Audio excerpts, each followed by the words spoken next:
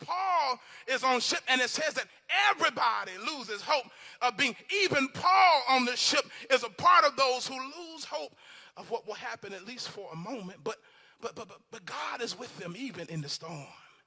Y'all, it's so dark that they can't even make out the stars and the sun, but God is with them even when life becomes so dark and tumultuous that they can't see what they usually rely on to navigate through life. Every now and then, we will have storms that are so bad that we don't even know how to get from one chapter to the next, but they navigate not by the stars, not by the sun, but God walks with them. God moves with them. God directs them, and so they cannot die there because Paul has somewhere to go.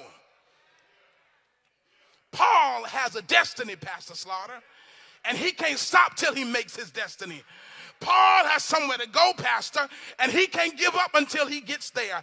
And so even though the storm comes and destroys the very ship, text tells us that the ship is destroyed so much that everything falls apart into pieces, and people have to float in to the shore on broken pieces of the ship. But Paul continues on his journey to where he has to go. And then chapter 28 comes. Somebody say chapter 28. Somebody say chapter 28. This is how chapter 28 starts.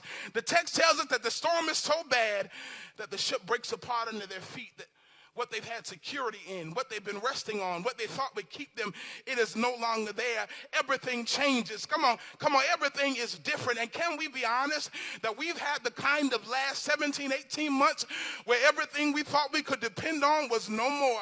We've had the kind of 17 months, the last few months, where everything we thought was steady under our feet turned out to break up under us. So many of us have gotten to places where we lost people we thought would always be there. So many of us are in places where we lost connections we thought would always be our strength. So many of us have gotten to places where we didn't know if we could make it. And Paul gets to chapter 28 with the whole ship broken under his feet, but he keeps going because he's got somewhere to go.